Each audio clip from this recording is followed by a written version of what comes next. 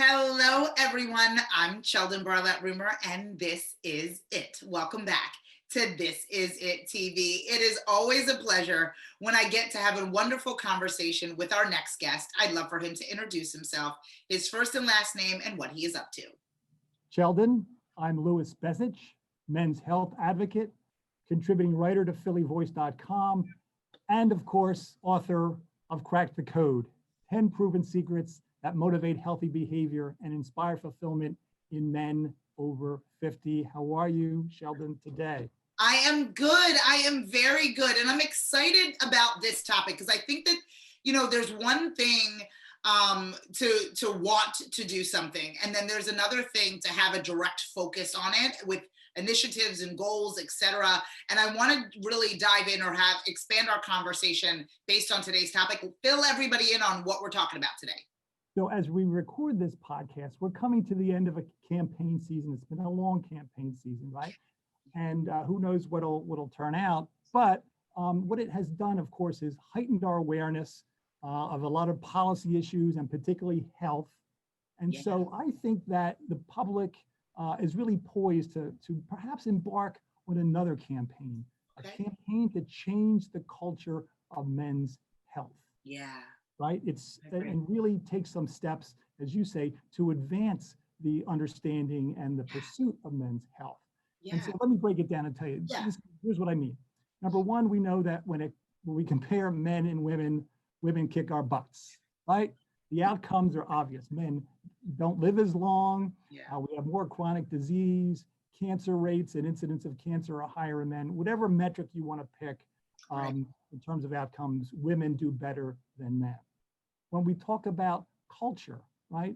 The next big thing is, our societal norms really influence our health.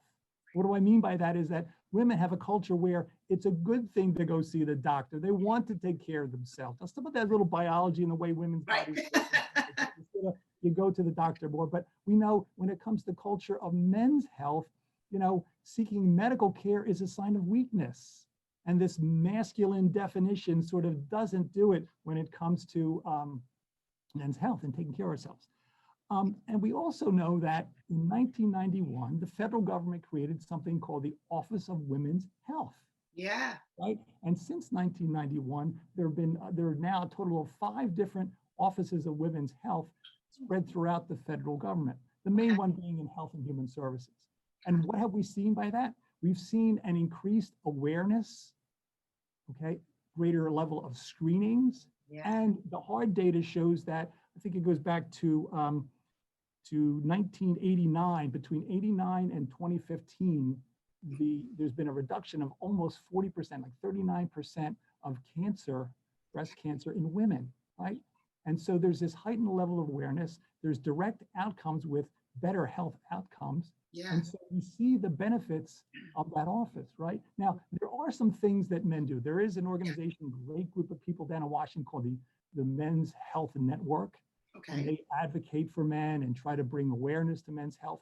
They really pushed, the week of Father's Day June is Men's Health Month. And we work around Father's Day. And there's another group called the Movember Foundation, MOV, where you grow mustaches. Yes. To bring, awareness to men's health issues and testicular cancer and prostate and things of that nature. But they have not even scratched the surface, in my judgment, in terms of what has happened on the women's side. Right. So we have a model there that seems to work, that says, let's create this office, a central focal point for women's health. So the question for today is, should there be an Office of Men's Health at the federal level? And I think that the answer to that is yes. I think that the women's offices grew out of necessity and lack of having resource, right, in that space. Now this men's, initiative could be just based on lack of knowledge, lack of exposure, giving them a safe place to be able to ask the necessary questions. To your point in the beginning, it was okay. I come from a space also where my father's like, I don't want any medicine. I don't want any of that medicine. Like, I'm fine. It'll ride itself out. And so really educating, and providing that safe, comfortable place where they can ask questions, where they don't feel vulnerable or as vulnerable in that space. I think it's going to be really important. And then also, I know that you're an advocate of this as well, is the research that needs to be done on specific, illnesses or ailments or cancers even that are prominent within men. Having a place where that lives, I think is going to be really important to address these issues. Do you agree? Culture, absolutely. Culture change is a long-term proposition, right? You don't change culture on a dime. Right? Yeah. You need to be in for the long haul. And what's embedded in that long haul, in my judgment, Cheldin, is that it's information, it's research, it's messaging that gets repeated over and over again, because it takes that long-term effort to really penetrate, because we're so ingrained. We've got generation after generation of men that are ingrained with the old culture of health, which is that forget, like you just said, forget about your health, it'll take care of itself. Well, of course, we know it doesn't, and we've got the facts to prove it, right? Yes. And I would suggest to you, years ago when I was a local government official, we were doing things like starting recycling efforts, right? And that's a behavior. Like we said to ourselves, how the heck are we going to get people to separate their cans and their bottles and their newspapers from their regular trash? It'll never happen, right? And so, but we put our minds to it. We worked through the children a lot to get the children to leverage mom and dad. But now it's commonplace, right? And then there's been efforts that continue to this day to reduce the amount of smoking, like smoking cessation programs. And those numbers have come down. So it's my argument that we've seen the Office of Women's Health make an impact. We've seen in other areas of public policy where a sustained long-term effort can change behavior. Not easy. No. It's a challenge, and it's very personal to people. But I think presented with the facts, and obviously with regard to men, the outcomes, we stay around longer. We're here for our families. We're here for our children and our grandchildren. If you could begin, of course, to explain the why to people and have a central focal point that can really take charge, because nothing gets done unless somebody takes responsibility. We know that inherently as managers and folks in the business world. Somebody's got to, take ownership of it. For sure. That's what this is all about. And that's what I think is a good question as we come out of one campaign and perhaps think about another one that's much more personal to men. Yes, I agree. And I think, you had touched base while you were sharing, not knowing what you don't know. And again, providing an opportunity, they might not even know that they're susceptible to these types of things based on environment, based on, their makeup and all of those things, and providing that. And I think that that's going to be really important. And then how the conversations happen, again, being a lot more comfortable with the conversations and the literature, and making sure that our young men and our boys are taking care of themselves from a preventative standpoint, I think would be a really great additive. So by the time that they are seasoned in their life, they can live a better life. What do you think about that?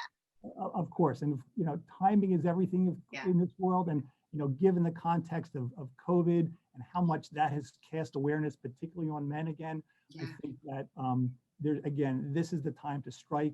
And I guess, the action points, I always like to charge your viewers with action steps. Number one is, talk to your family about these things. Be an advocate. If you're going to be an advocate, start and practice with those around you.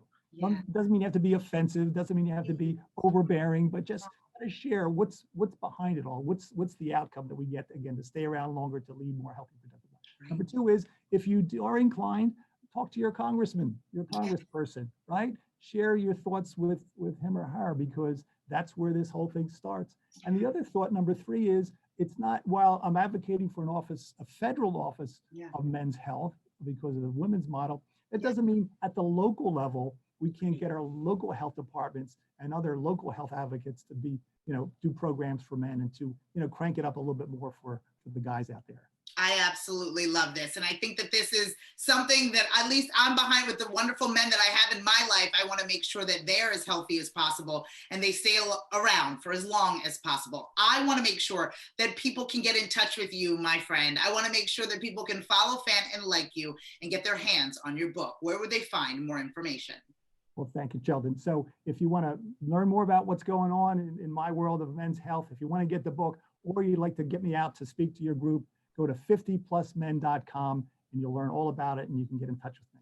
Okay, perfect. No excuses. I'm telling you, I'm spoiled each and every time he joins me on This Is It TV. You need to have him in your life as well, from all of us here at This Is It TV. I'm Cheldin Barlett Rumor, and we will see you soon.